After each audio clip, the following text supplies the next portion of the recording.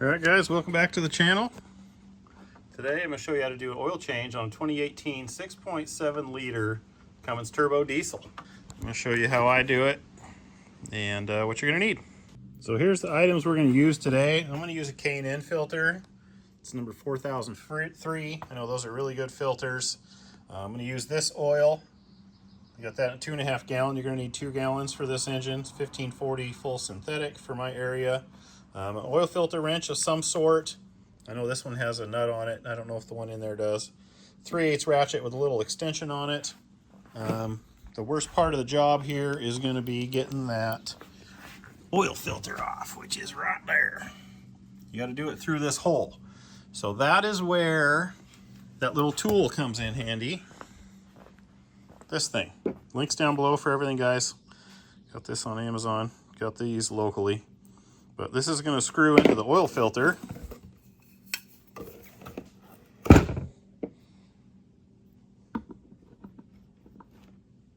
It'll screw in there. I just need both hands. For when you're taking the old one out and putting the new one in so that it doesn't drip oil all over the place. So, much needed tool. Alright, first order of business is going to be draining the oil. You'll see right there in the pan. It's where you're going to stick that 3/8 ratchet and extension and take that drain plug out and drain out a couple gallons of oil.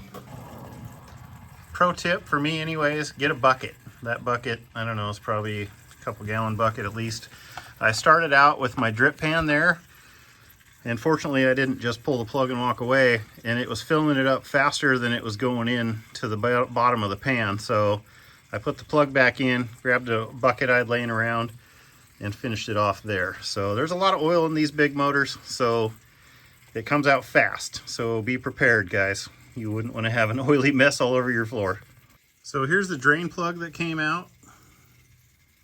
You can see right on the edge of there it says torque to, does it say 35 or 36 foot-pounds? So you don't want to strip out a drain plug. That makes it a real mess. So while that's still just kind of draining, it's good enough, but I'm just letting the last little bit pee out.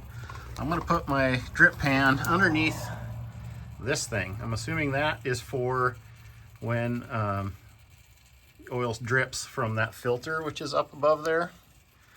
It's got somewhere to go, so that way I won't be making a mess on my floor. All right, so you just kind of reach in the hole, get your oil filter wrench on there. I've got her loose, so I'm going to take my wrench off and grab it by hand and spin it, drop it down to where I can put that plug in, and then you're going to finagle it out this hole. All right, I got that plug thing in. It's kind of fun. The filter, you can set it down. It just doesn't sit down flat. What's that? Looks like the ring maybe came off the oil filter. Throw that down there. We'll check that out later. But anyway, it's kind of fun to get that plug on in there because it's at a weird angle. But I think I got it. And we'll get it out of there. And there you go. There's how that's done. All right, good thing I did some research. That is the tool to have. So pretty soon here, we're going to start doing reassembly. All right, so what we did here is, you can see there's oil in there. I took the new motor oil, poured a bunch in there till it was full and ran up over a little bit, and then I did that a couple times. Take oil, rub it all over this oil, rubber seal, the gasket, and then since this filter can stay pretty much right side up, I'm going to fill it up one more time. You can see it's about half full. That way when you fire it up, there's less time for that engine to have a dry start kind of deal situation. So once I get another pour of oil in there and it'll soak in, I'm going to put that little cap thing on, slide it back in through that hole, take the cap thing off, put it back up into place. New filter's going on. So putting it in there was easy. Getting the little tool off was easy. Then it's down low, so trying to get it from there up is kind of a pain in the butt. I just kind of pick, because you can't really get both hands in there very well. It's kind of a bad design. Too bad you can't get it from underneath, or I don't know, taking this out of the way might not do much good because there's stuff in the way. Anyways, you can kind of grab it and pick it up and just kind of slowly, got to kind of caterpillar your fingers down. And then once you get to there, you can keep tightening it in place. Kind of feel where it goes and keep tightening it in. There, it's starting to get snug, so what I'm going to do, I think I'm going to use my other hand, but you don't want to use a tool on these. You just get them, you know, as tight as you can by hand and call it good. So I'm going to do that, and then we'll go back underneath. And I can still hear it dripping oil down there, but put the drain plug back in, and then we start filling new oil in. Got the plug torqued into place, took a rag, cleaned up around it, so that's a done deal. I'm going to take a rag and clean up all the oil from the filter. That's draining out here, and see, that's a Dox. That's cool. Clean up this around here, and then we're done underneath. We'll go up top and start putting oil in. Putting oil back in, you want to sneak up on it. So you're going to remove your oil fill cap here.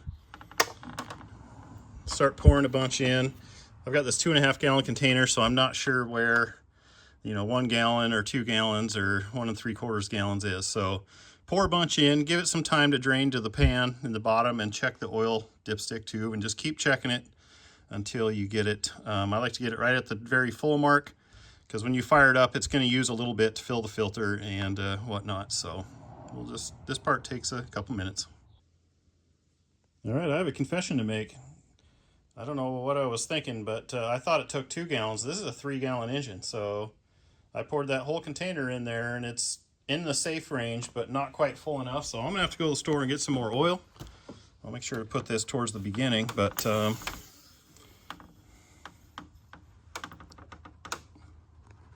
there you can see it's about to the middle of the safe range if it would focus on what I want it to focus on here. Anyway, it's good enough to fire it up, and I'll be able to back it out of the shop and then run to the store with one of my other vehicles and get some more oil, because apparently I didn't do my math correctly. So anyways, once you get it to the top full mark, if you're doing it properly, you'll take the funnel out, put the cap back on, fire it up, let build oil pressure for a few seconds, or 10 seconds, whatever, shut it off, and then check your oil and top your oil up to full.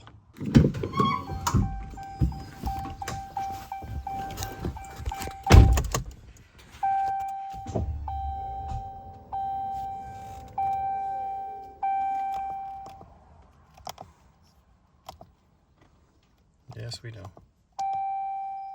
Yes, we know. Oil pressure. Oil pressure right out of the gate. Gotta love that.